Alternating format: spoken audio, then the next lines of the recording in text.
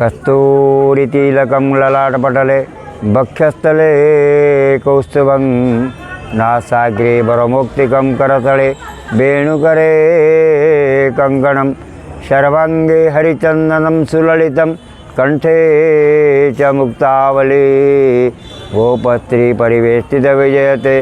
श्री गोपाल चूड़ामणि साक्षी देवा को गोपाल तुम्हें विचारी मने साक्षी गोपाल होई रहिल एई बकुल बने वृंदावन चंद्र स्वयं मणि विग्रह सत्यर प्रतिपादन करने साक्षी देवाई राजा दरबार को पदव्रजरे चली आसुँच मानवीय लीला भक्त भव भोला साक्षी गोपाल वृंदावन जिते बड़े ब्राह्मण संगे साक्षी देवाई आसुँच दुई जन ब्राह्मण तीर्थाटन जावा बेले वृद्ध ब्राह्मण संगे साथी होकर सहयोगी हो युवक ब्राह्मणटी जाते जिते बड़े रोगाक्रांत होती वृद्ध वृंदावन केसी घाटर मंदिर गोपाल ठाकुर मंदिर विश्राम करते युवक ब्राह्मण तांकर सेवा शुश्रूषा कर ठाकुर प्रार्थना कर ठाकुर आशीर्वाद वृद्ध जनक शरीर आरोग्य होती दुहे गाँ को फेरिया पूर्व ठाकुर निकट में शपथ कर आम दुई जन ये आपण सम्मुखें एक मन एक चित्त शपथ करुचु जी मोर से युवक ब्राह्मण सेवा करछंती सेवार तीर्थाटन ऋण परिशोध करने मोर कन्या को सहित समर्पी देवी विवाह करी ये कथा ये वृत्तांत से वृंदावन रही जो गाँ को फेरी आसती युवक ब्राह्मण विवाह समय उपनीत होती से घरे परिवार रे जमीदार जो परिवार वृद्ध ब्राह्मणंकर से मना करिसेंती ना हो पारिबनी तुम गरीब घर ब्राह्मण तुम सहित आम जमीदार घर झील को विवाह दे पारिबु नाही मना करिसेंती निराश होइछन्ते ब्राह्मण पुणी जाइछन्ती राजा पाखु राजा कहते तुम ही ब्राह्मण से भी ब्राह्मण किए सत कौच किए मिछ कौच मु बा कौन जानीपारि आउ किए तुम सांगे थिले से कथा कहीपर ये पचारा पर युवक ब्राह्मण कहते केवल वृंदावन रे गोपाल सम्मुखें से मते ये कथा देते तेणु साक्षी गोपाल ही मोर साक्षी देवाई आपण निकट को आसवे मत समय दिंतु ताही से वृंदावन फेरी जाइए युवक जाकि वृंदावन पुणी ठाकुर को प्रार्थना करछंती एवं ठाकुर कहते तुम सहित मुझे जाऊँगी मु पथर मूर्ति मुझे जापरि ना से कहते ना आपण तो पथर कहीं भगवान निजे आपण मत जिते बड़े कहते जापरि नहीं बोली आपड़ जापरि आसतु प्रभु मत सहाय हूँ ठाकुर तार श्रद्धारे ता भक्ति पीड़ित होती कहते आम यात्रा करवा कि जीवा समय तुम केवे पछक फेरी देखा ना ना आप आसुँच कि न आसुँच मुझे जानीपरि ना पदव्रजरे मोर नूपुर शब्द ऋणुझुणु शब्द तुमको शुभुव एवं तुम्हें आगे आगे चली ये कथा है चली आसती कांची राज्य जाइथिबा ये ब्राह्मण जनक कांचीर शल्य नरसिंह देव निकट को जो आने को आसुँच से कावेरी नदी अतिक्रम करा पड़ी महाप्रभुंर अपार करुणा जे महाप्रभु निजे स्वयं वृंदावन चंद्र राजा दरबार रे दंडायमान हेबे ये विधिर विडंबना से महाप्रभु माया विस्तार करछंती आ ब्राह्मण को ऋणुझुणु शब्द शुभी ना नदी पार हवा समय ब्राह्मण कही कौन महाप्रभु कौटी रहीगले कि फेरीगले कि मनर शंका करी पछक फेरी देखी स्वयं मणि विग्रह जहाँ देखुला वृंदावन जो दर्शन करुला जो मूर्ति स्वयं मणि विग्रह पाषाण पलटि जाइछन्ति ब्राह्मण जनक क्रंदन करी महाप्रभु को अनुनय विनय होती किंतु किछि आउ सफल पाइनी पुणी राजा को जाई जणैछि राजा घर लोक आइछन्ति देखिछन्ति एवं वृद्ध ब्राह्मण जे सत्य करथिले कन्यादान करने जे होछि करथिले तांको से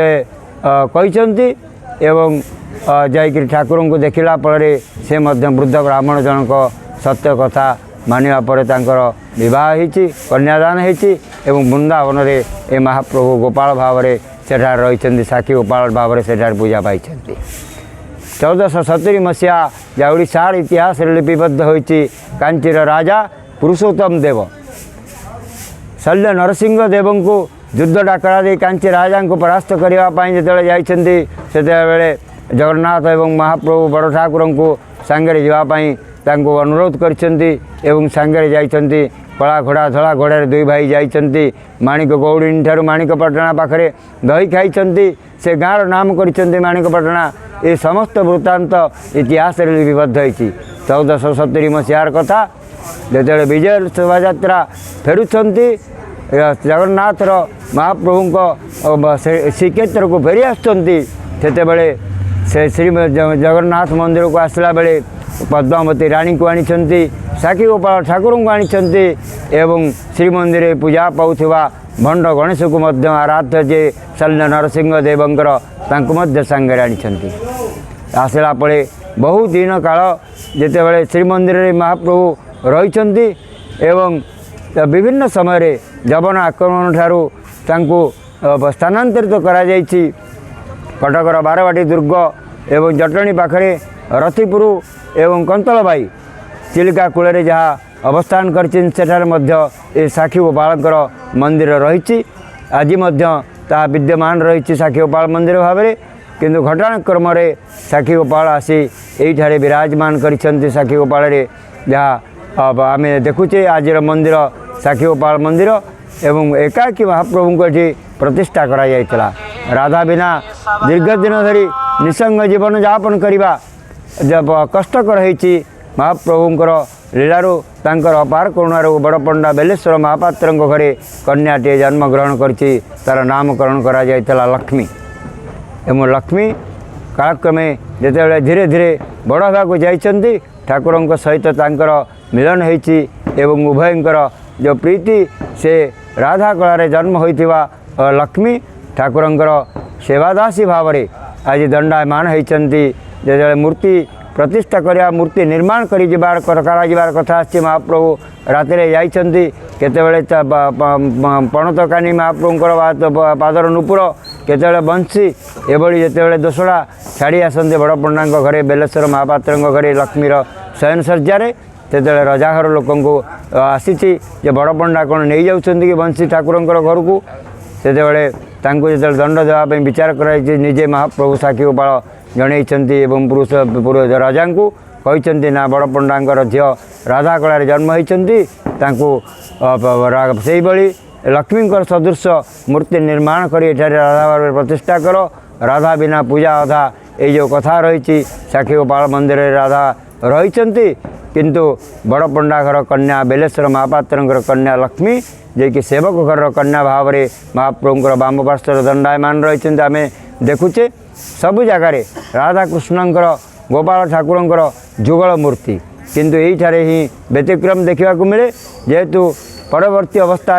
राधांकर मूर्ति एठार निर्माण करा जाइछि एवं मूर्ति निर्माण समय जो मूर्तिर गठन करा जाउछि एवं ता विखंड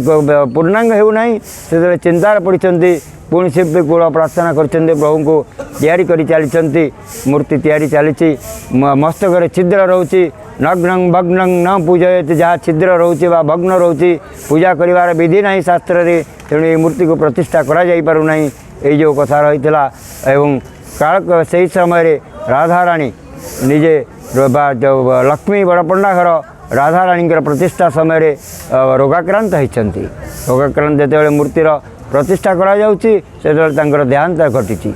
एवं ठाकुर सम्मुख में जुई की सजाड़ी दे श्रद्धालु माने ठाकुर निकट शरीर विलीन करिसेंति आज जो ओडियाणी बेश होती ये जेहेतु बड़ पंडा घर कन्या ओडिया घर कन्या जे भली भाव में ओडिशार बुढ़पल्ली माँ माने उत्कलीय परंपराक्रमे गहना गांठी सब परिधान करती एवं वेशभूषार सज्जित होती से समय चित्र आज देखा मिलूँ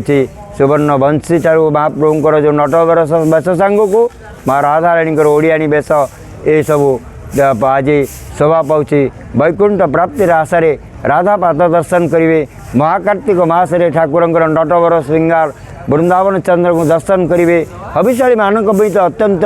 आनंदर कथा एवं पुण्यर कथा तांका सहित ओडिशार विभिन्न प्रांतर माँ माने श्रद्धालु माने छुटी आसती वर्ष गोटे दिन माँ राधारानी पाद दर्शन करेंगे